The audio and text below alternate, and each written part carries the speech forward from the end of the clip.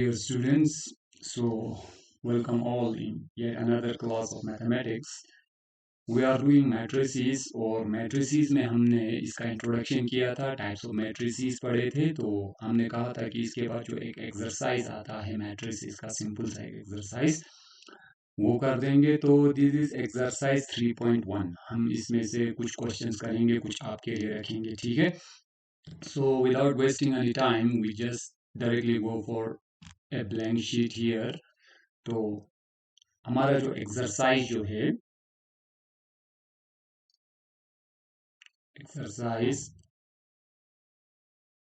ये 3.1 है, exercise 3.1। And our question is in a matrix A, question number first,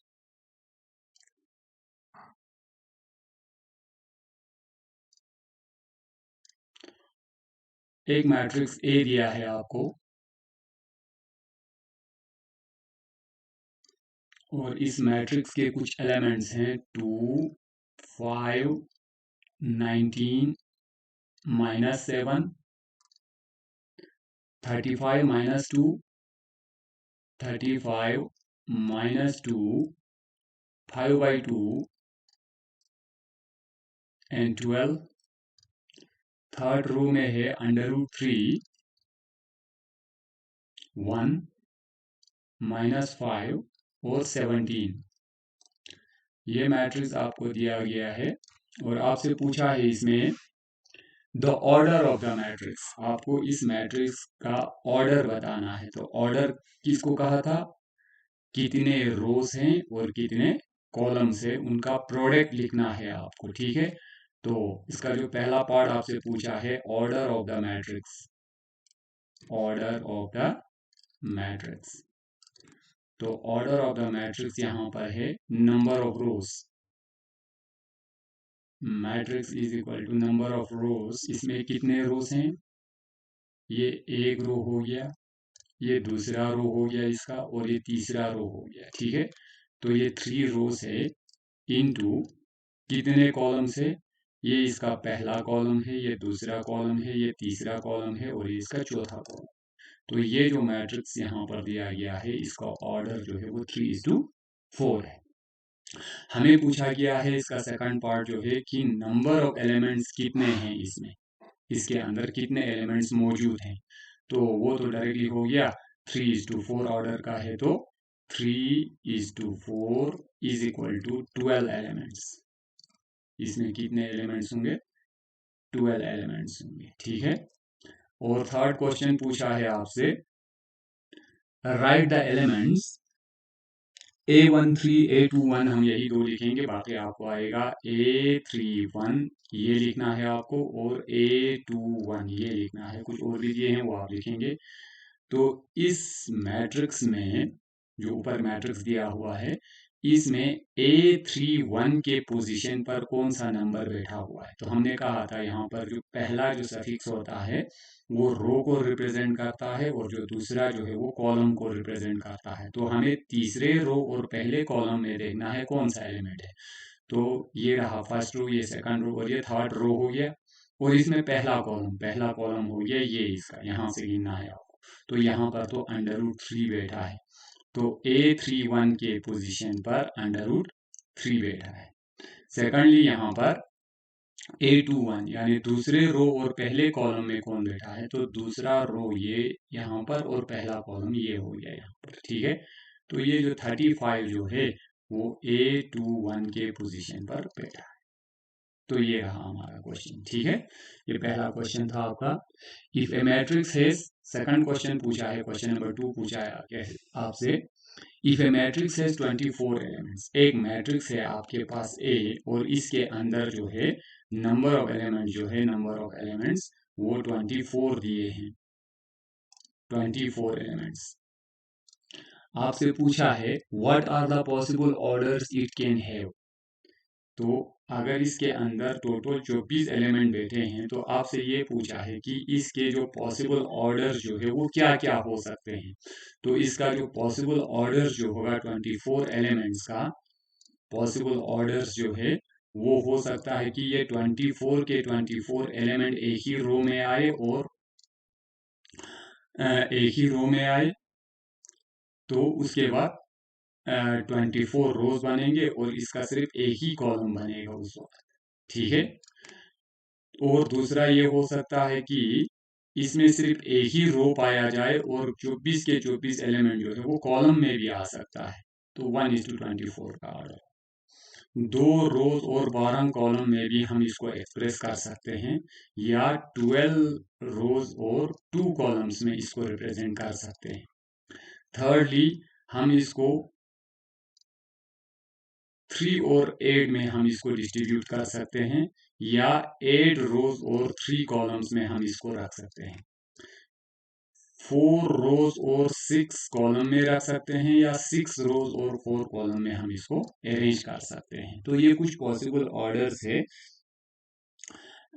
इसके matrix के, जिसके अंदर 24 एलिमेंट्स होंगे। What if has 13 elements? अब अगर इसमें सिर्फ 13 एलिमेंट्स होंगे, इस मैट्रिक्स के अंदर, ए के अंदर अगर 13 एलिमेंट्स होंगे, तो इसके क्या पॉसिबल ऑर्डर्स हो सकते हैं? तो उस वक्त हम जानते हैं कि 13 इज ए प्राइम नंबर, तो उस वक्त इसका जो पॉसिबल ऑर्डर जो है वो होगा, पॉसिबल ऑर्डर जो है वो होगा खाली 13 रो और एक कॉलम रख सकते हैं, या एक कॉलम में 13 एलिमेंट लिख के हम इसको बना सकते हैं। ठीक है। तो ये इसके पॉसिबल ऑर्डर्स हैं। ठीक। उसके बाद और एक क्वेश्चन पूछा है, क्वेश्चन नंबर 3, 18 एलिमेंट्स के लिए आपको पॉसिबल ऑर्डर्स बनाने हैं, वो आप खुद बनाएंगे। क्वेश्चन नंबर 4 जो है इसका, क्वेश्चन नंबर 4 जो है वो अच्छा सा क्वेश्चन है। क्वेश्चन नंबर 4 एग्जाम में कभी कभार पूछा जाता है। तो कहते हैं आप एक 2:2 ऑर्डर का मैट्रिक्स बनाइए। एक मैट्रिक्स बनाइए ए, जिसके एलिमेंट्स होंगे ए आई जे की शक्ल में। ये जनरल केस होता है, हमने इस तरह सिंबल में लिखा था।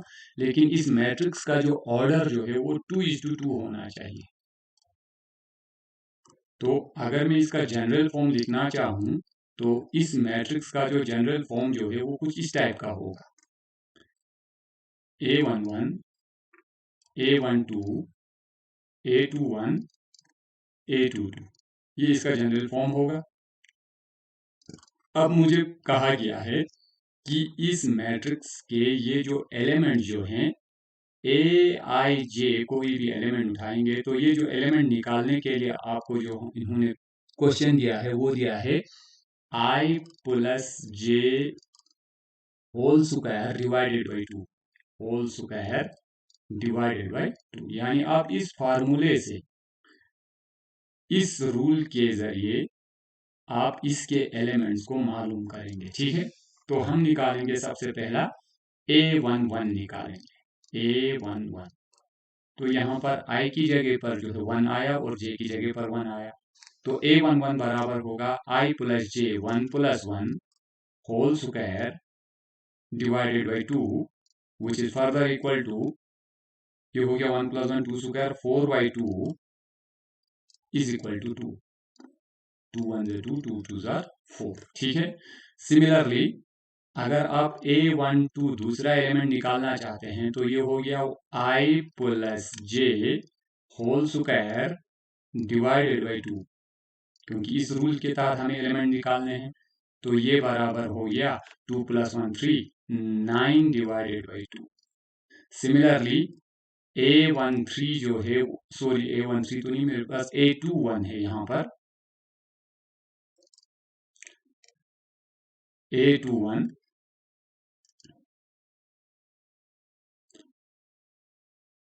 A21 है मेरे पास। तो ये हो गया 2 plus 1 square divided by 2, again it is equal to 9/2।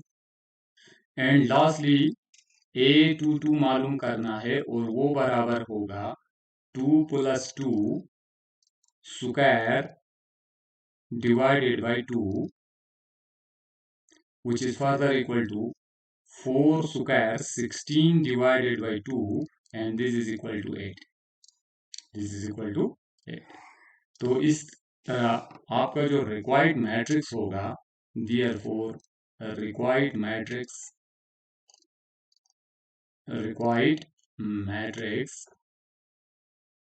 Is a is equal to a11 की जगह पर हम 2 लिखेंगे, हमने निकाल लिया है। a11 की जगह पर हमने 2 निकाला। a22 की जगह पर हम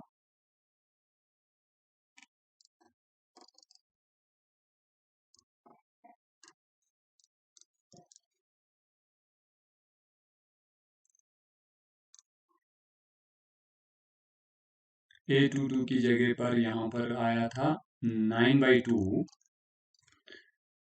a21 की जगह पर भी आया था 9/2 और a22 की जगह पर आया था 8। तो ये आपका मैट्रिक्स बन गया, ठीक है। तो इस तरह आप कर सकते हैं ये क्वेश्चन। एक और पार्ट करेंगे इसका, क्वेश्चन नंबर ये 4th है, इसका और एक पार्ट करेंगे। चलो थर्ड पार्ट कर देंगे इसका।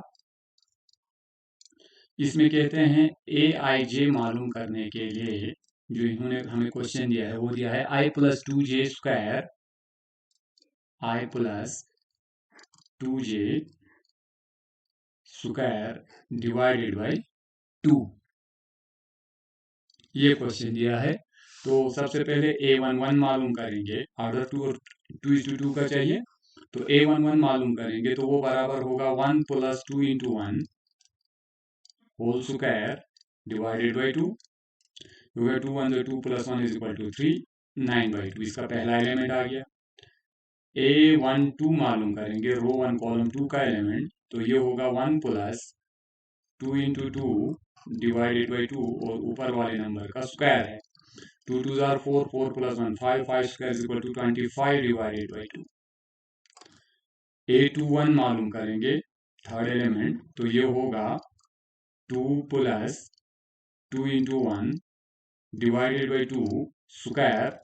2 1 2, 2 + 2 4, 4² = 16/2 आ गया ये, और ये आपको 8 निकाल के देगा।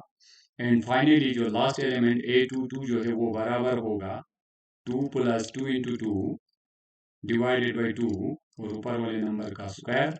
2 2 are 4, 4 + 2 6, 6² 36 डिवाइडेड बाई 2 18। तो देयरफॉर आपका जो रिक्वायर्ड मैट्रिक्स होगा, रिक्वायर्ड मैट्रिक्स वो बराबर होगा a is equal to a11 वहां पर हम लिखेंगे 9/2, a12 वहां पर हम लिखेंगे 25 डिवाइडेड बाई 2, a21 लिखेंगे वहां पर लिखेंगे 8 और a22 जो हमने निकाला था 18। तो ये आपका रिक्वायर्ड मैट्रिक्स है और यही आपका आंसर है, ठीक है। तो इस टाइप का और एक क्वेश्चन भी दिया है यहाँ पर, क्वेश्चन नंबर 5, वो आप खुद करेंगे। आई होप आप कर पाएंगे। अगर नहीं आता है तो आप पूछ लीजिएगा, हम सिखाएंगे, किसी कमेंट में बताइएगा व्हाट्सएप या उस पर, ठीक है। उसके बाद एक क्वेश्चन है यहाँ पर, find the value of x y and z for the following matrices. तो क्वेश्चन नंबर 6 जो है, कहते हैं आपको हमने मैट्रिसेस दिए हैं यहाँ पर कुछ इक्वेशन की शक्ल में। 4 3 x 5 दिए हैं,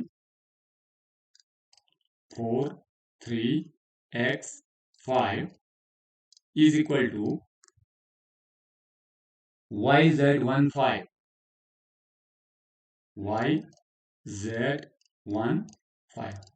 आपसे पूछा है कि अगर ये दोनों मैट्रिक्स, ये इक्वेशन है, बराबर है, इक्वलिटी का साइन है, अगर ये मैट्रिक्स और ये मैट्रिक्स सेम है, बराबर है, दोनों इक्वल हैं, तो x y और z क्या होगा। तो हमें पता है बाय इक्वलिटी ऑफ मैट्रिसेस, जब दो मैट्रिक्स आपस में इक्वल होते हैं बाय इक्वलिटी ऑफ मैट्रिसेस, तो उसके कॉरस्पॉन्डिंग एलिमेंट्स भी सेम होते हैं, बराबर होते हैं। तो इसका मतलब आपका जो x जो है वो 1 होना चाहिए, तभी तो ये कॉरस्पॉन्डिंग एलिमेंट बराबर होंगे।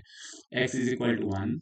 y जो है यहाँ पर b, अगर इस मैट्रिक्स का नाम अगर हम b रखेंगे तो b11 की पोजीशन पर y है, तो यहाँ पर a11 की पोजीशन पर 4 है, तो y is equal to 4, y is equal to 4। यहाँ पर a12 की पोजीशन पर z है और यहाँ पर a12 की पोजीशन पर 3 है, तो z is equal to 3, z is equal to 3। अगर ये वैल्यूज होंगे तो ये इक्वेशन सेटिस्फाई होगा, अदरवाइज ये इक्वेशन गलत हो जाएगा, ये सेटिस्फाई नहीं होगा। two matrices are said to be equal if their corresponding elements are equal। ठीक है, तो ये था। तो उसके बाद एक क्वेश्चन है इसी का, इसका सेकंड पार्ट है यहां पर, और वो क्वेश्चन है x प्लस वाई, एक मैट्रिक्स है आपके पास, ये है x plus y, 5 plus Z,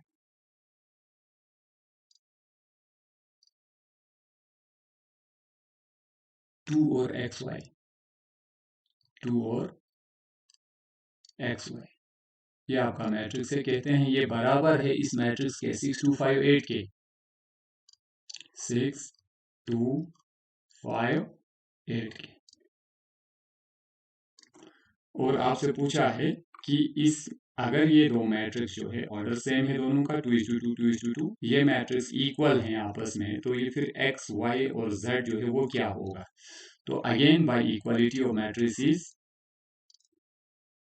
by equality of matrices क्या होंगे, x प्लस वाई जो है a11 की पोजीशन पर है, तो यहां पर है 6, ये इसके बराबर होगा।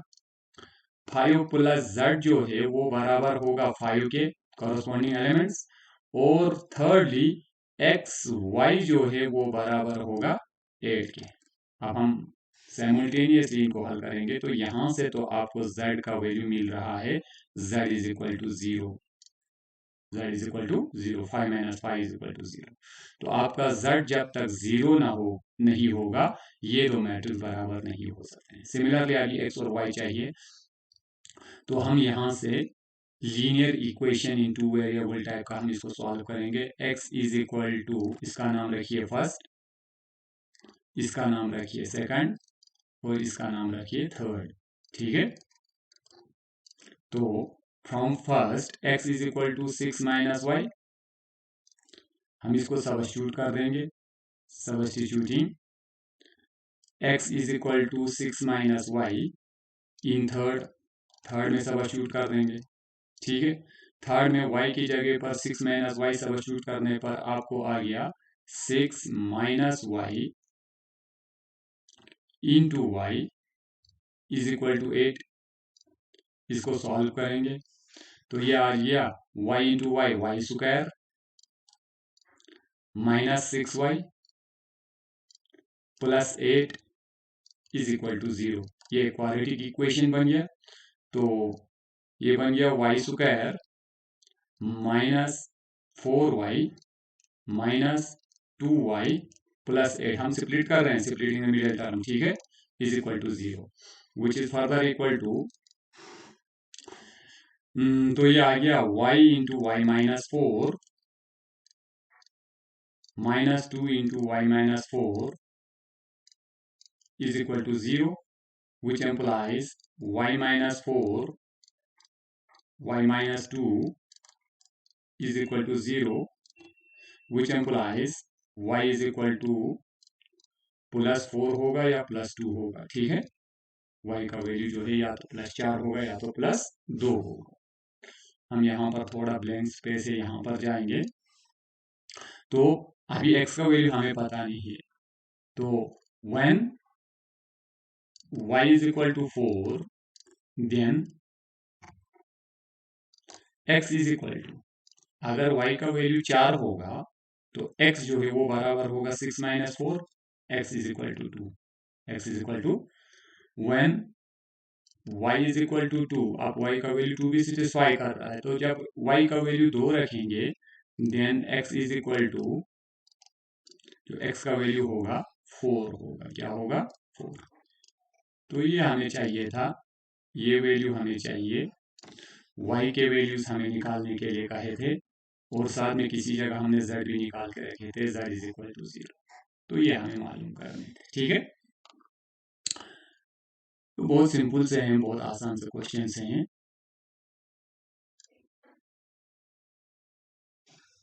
उसके बाद हम क्वेश्चन नंबर 7 भी करना चाहते हैं। यहाँ पर क्वेश्चन नंबर 7, क्वेश्चन नंबर 7 कहता है इसका जो थर्ड पार्ट जो है वो आप खुद करेंगे। क्वेश्चन नंबर 7 जो है ये कहता है find the value of A B C and D, चार वेरिएबल है इसमें, from the equation, matrix equation एक दिया है आपको,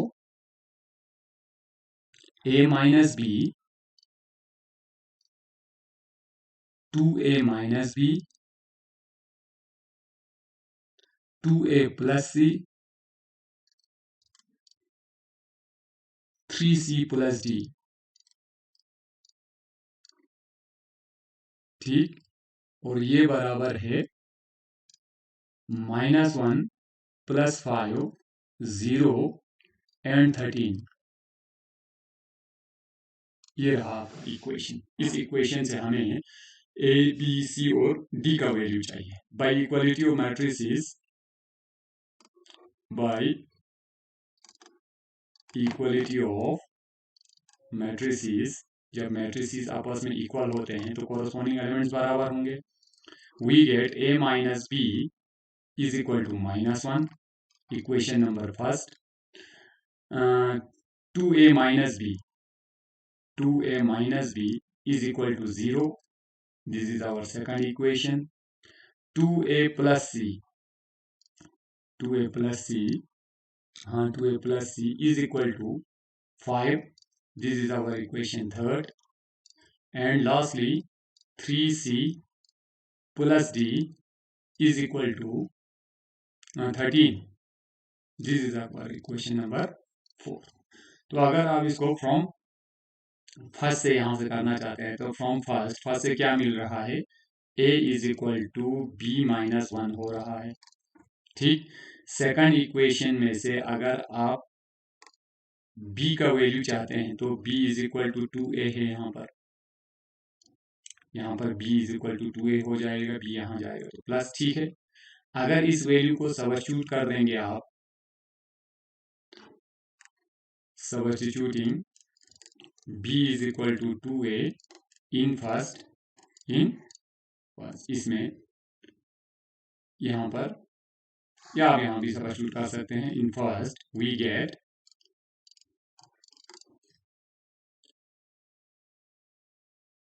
b is equal to 2a,